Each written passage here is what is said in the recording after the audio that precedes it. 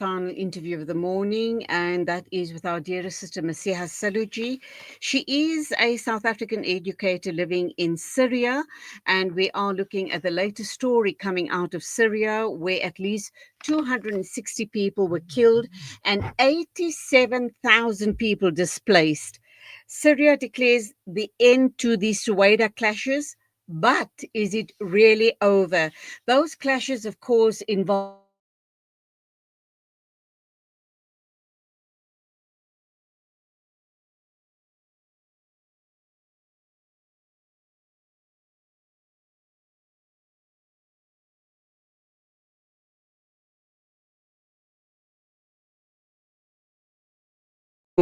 and also Israel's involvement in this situation. Welcome once again. Nice to have you on air. Jazakallah khair, Auntie Julie. Very nice to be back with you all.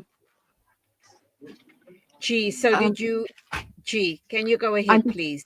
Auntie Julie, I just got your audio got cut off for a little while in between. I heard the start of it in which you mentioned about the displaced people as well as the killed.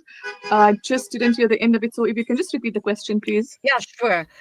We here in South Africa, a lot of us are a bit confused about what exactly is going down in certain parts of Syria. I know you are based in Idlib, and I know that these skirmishes that are happening are in Suwayda, and it seems that it is between the Druze community and the Bedouins. But in all of this, Israel has also come into the skirmish, and they've also been bombing that area. What exactly is going down, and what is the situation in Suwayda? What are these skirmishes all about? The infighting between these different groups within Syria. So the Druze community, particularly in Suwayda, have been heavily opposed to the new Syrian regime since the liberation in December 2024. And this is not the first time that they've shown their opposition through violence. In fact, a few months back, there was a case where they attacked government forces, and there were skirmishes occurring between government forces and the Druze. um, what happened was the Arab Bedouin tribes used to be part of rebel groups during the Assad regime. So they were very, very supportive of the new government. And things kicked off about a couple of weeks ago between the Arab Bedouin tribes and the Druze. The Druze, since the liberation of Syria, um, they've actually been quite divided amongst themselves in the sense that some of them are actually opposed to the Israeli interference. However, Hikmet al-Hajri, who is the main spiritual leader for the current Druze opposition, have been welcoming Israeli interference, and they've actually evacuated some of their forces through Suwayda to Israeli occupied territory of Palestine, getting help from there. Even the areas that had been reconquered by the regime, by the current regime, a few months ago after the skirmishes, they found that the Druze had been supplied with Israeli weapons. Now, we all know that with what's been happening currently, Israel has been heavily opposed to the new Syrian regime, and it seems that they're using this as a tool to create division within Syria and then, thereby instability within the Middle East. Okay, and let's also understand, even though you've indicated that there are certain factions of the Druze community who are welcoming of the new government in place, the Syrian government, there are very many of the Druze community that are very pro-Israel Yes. and have asked Israel to assist them in the standoff between the Bedouin community, the Arab Bedouins. What is the current situation now? We understand that some sort of a truce has been called, has been called upon these two factions. Do you think that it will, kind of be in place? Where does the government stand in all of this? And the new government does have a lot on on its hands, does it not? Because it's not only the Druze and the Bedouin communities, it's other factions, other tribal factions that are also wanting to gain control and power of certain areas within Syria. How is that looking right now? That's correct. So currently, one of the biggest issues is that everyone's trying to sort of dislocate Suwayda from the rest of the Syrian country and make it into a government of its own. That's what the Druze have been demanding since the usurpation of certain lands. After the displacement, they had taken pretty much like majority of the Suwayda governorate, and they were demanding to be allowed their own laws, to be allowed their own army, to be basically a new country on their own, which of course the new government was not accepting of. And they said the only way Syria can go forward is to stand as a united country with all its divisions intact. The Arab tribes had, although they are in this particular skirmish separate, acting separately from the government, they do have the government support in the sense that the government had not done anything to stop them going in, because even in the past, the Arab Bedouin tribes have shown support for the Syrian government. So it seems as if the Syrian government believes that if the tribal leaders retake control in Suwayda, they will then agree with the new government to release power to the government, or at least consider Suwayda part of the entire Syrian state. The problem, though, with the ceasefire is that there had been agreements in the past that a ceasefire had been reached. However, after a day or two, it was found that people were ambushed on their way to and fro between Suwayda and other areas. Arab Bedouin tribes had also been attacked, not just Arab Bedouin tribes, but even at the time when the last ceasefire was agreed, the Syrian regime sent in forces to stabilize the area and assure peace. At that time, the agreement had been made with the Syrian regime that they have reached an agreement between the Bedouin tribes and the Druze community. However, on the way in, military convoys were attacked, and they found basically dead bodies scattered everywhere.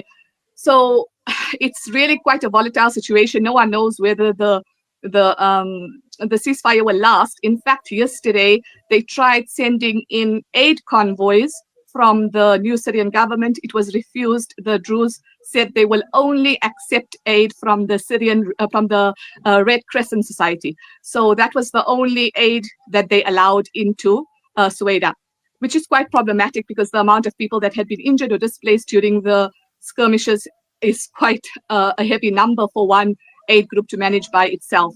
So we're hoping that the ceasefire lasts and that some good comes out of it. But I think everyone's quite cautious and on their toes, waiting for any possible ulterior motive from the opposing forces.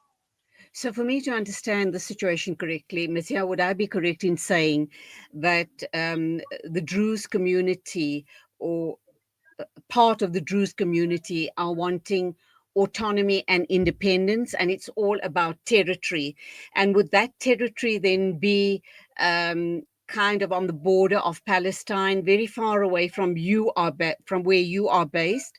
And then also there are other um, there are other dynamics at play within Syria. So the government does have a lot on its hands, because you have a very large Christian Syrian community as well, and the Alawite community as well. And now you have the Druze and the Bedouins.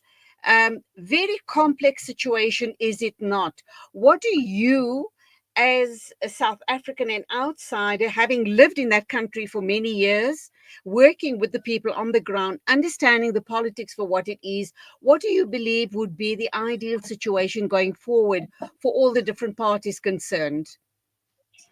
It's one. There's another party which also Auntie Julie also hasn't mentioned, which is the PKK or the Kurds as well. So that's another. Of course. Yes. They too, they Many. too, sorry, just to interrupt you, Yes. they too want autonomy and their own Yes. homeland, so to speak. So it is Yes. extremely complex. And like I've indicated, the government does have a lot on its hands. So how do you see it, Missy? How are you best placed to answer those questions? I think one of the most difficult situations we live in right now, like I've been researching a lot over the past 10 years in regards to past wars and how modern wars differ from past wars. And one of the advantages that we had in the past was states were mostly recognized by religion. So, for example, if you were a Christian, you had a Christian state which would take you in. Were you displaced from any other place, or were your country taken by a different religion, for example?